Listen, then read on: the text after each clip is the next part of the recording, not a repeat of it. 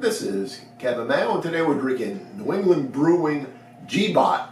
Now this beer used to be called Gandhi Bot.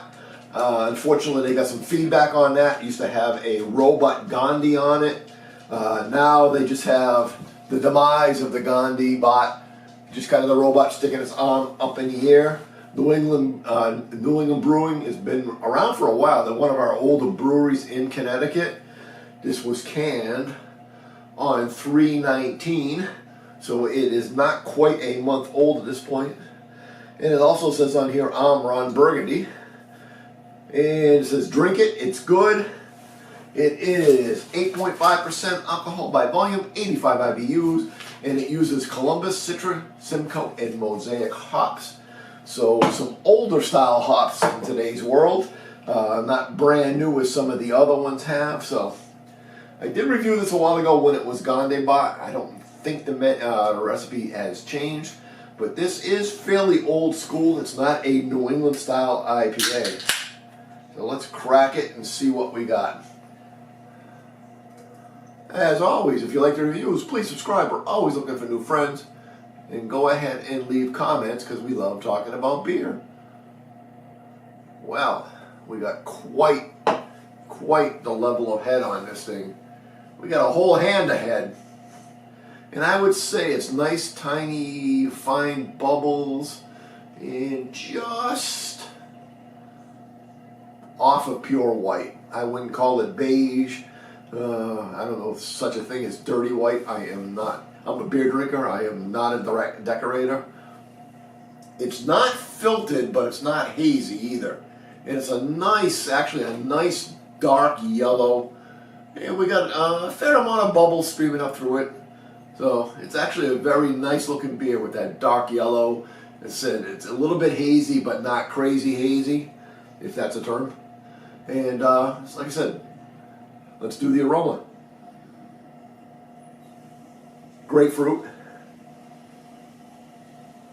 a little bit of fresh cut grass,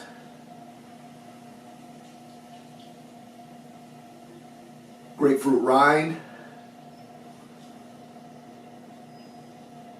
and I'm getting a little bit of the malt. I'm getting a little bit of like a roasted caramel. Very, very old school on the aroma. Cheers.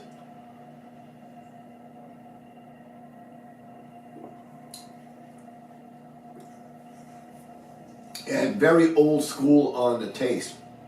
Now, I just kind of looked up their website and they said this is not that bitter. It's pretty bitter. This is what, I don't think they used to call this a West Coast IPA, but I think today we would call it a West Coast IPA. I'm definitely getting the back end of the throat bitter on it.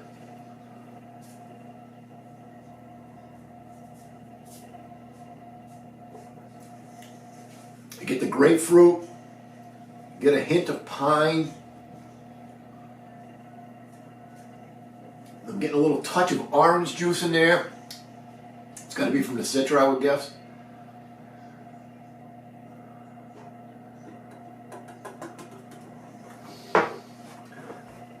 Definitely, like I said, you definitely get that bitter at the back of the tongue, at the back of the throat. It's got a strong IBU component to it. So if you don't know what IBU means, look it up. Or I'll tell you, it's International Bittering Unit. It's crisp, it's clean, it finishes clean, there's no aftertaste or no like resin on the tongue or anything like that. The 8.5% is really well hidden. I wouldn't know it was that high of an alcohol at all. You would never guess just drinking it. It's got some citrus up front. Overall, the flavor is a little subdued in today's world, and it's a little bit more bitter than what we've become used to. It's really a nice, it's a great trip in the Wayback Machine. It really is. So I'm rather enjoying it. And yeah, I mean, again, grapefruit, I get a little bit of orange juice, touch of sweetness from something, maybe a little bit of pine, and then it just finishes kind of bitter. Well-crafted beer. To me, it's drinkable. I'm not sure how people have kind of come into the craft beer world in the last few years and don't have a palate for the older stuff, they're not going to like it. I would say this tips into the A range, so we'll give it a 90 out of 100. Till next time, keep drinking.